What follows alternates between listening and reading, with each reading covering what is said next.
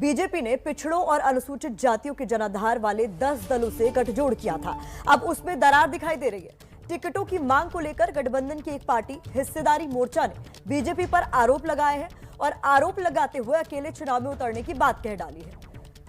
तो आपको बता दें, अक्टूबर में बीजेपी ने 10 छोटी पार्टियों से गठजोड़ किया था इस चुनाव के लिए, लेकिन उसमें से एक छोटा दल है हिस्सेदारी मोर्चा, जिसने बीजेपी पर आरोप लगाए हैं और अकेले चुनाव में उतरने की बात कही है।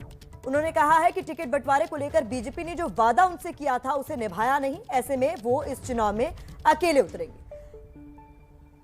27 अक्टूबर को भारतीय जनता पार्टी से हमारा हिस्सेदारी मोर्चा 10 पार्टियों हमारा गठबंधन हुआ था, जिसमें यह तय हुआ कि सभी जितने राष्ट्रीय अध्यक्ष हैं उनको सीट दी जाएगी। और यह कहा गया था कि इस प्रदेश के मुख्यमंत्री योगी जी और देश के माननीय प्रधानमंत्री जी की सोच है कि शोषित अति पिछड़ों को मतलब ऊपर उठाना।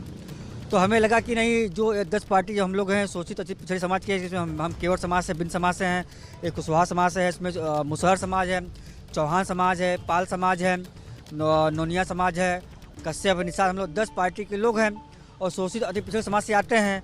और लगा कि नहीं, बीजेपी सबका ये विकास करेगी।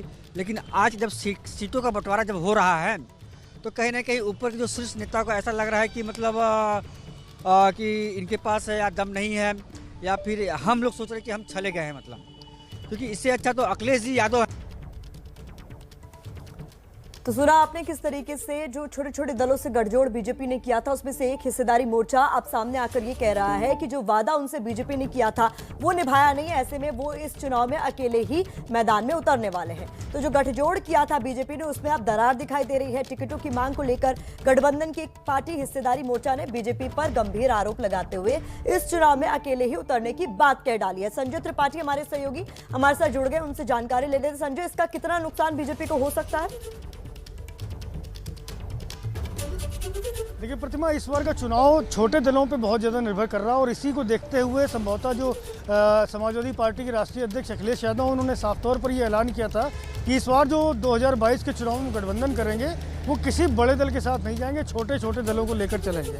और शायद इसी सोच के चलते भारतीय जनता पार्टी ने भी 10 छोटे दलों का एक हिस्सेदारी मोर्चा बनाया था। आपको याद होगा कि अक्टूबर अंत में इस मोर्चे के साथ गठबंधन का बाकायदा ऐलान किया गया था। प्रदेश कार्यालय पर स्वतंत्र देव सिंह ने प्रेस कॉन्फ्रेंस की थी, सारे दल के जो अध्यक्ष हैं उनको बुला करके और कहा था कि नहीं, हम आपके साथ चुनाव लड़ेंगे। और सभी को उम्मीद जताई थी कि निश्चित रूप से उनको भी कहीं ना कहीं एडजस्ट किया जाएगा, उनके मोर्चे को टिकटें दी जाएंगी। लेकिन अब जब चुनाव नज़दीक आ चुका है, पहले दूसरे चरण के टिकट भी भारतीय जनता पार्टी की ओर से दिए जा चुके हैं, तो ऐसे में कहीं ना कहीं हिस्सेदारी मोर्चा को उस वक्त झटका लगा जब अभी तक उनके जो उम्मीदवार हैं उनमें से किसी को भी टिकट ना देने की बात सामने आई। लगातार बैठकों का दौर जारी है, लेकिन उसके बावजूद कहीं से भी कोई सटीक आश्वासन नहीं मिला है।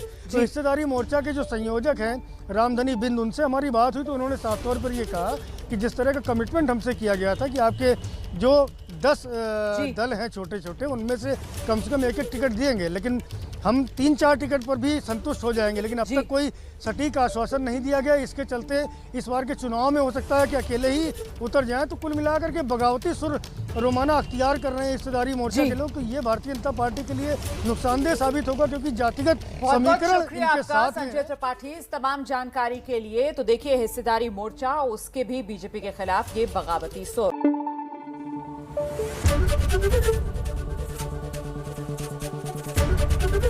एबीपी न्यूज आपको रखे आगे।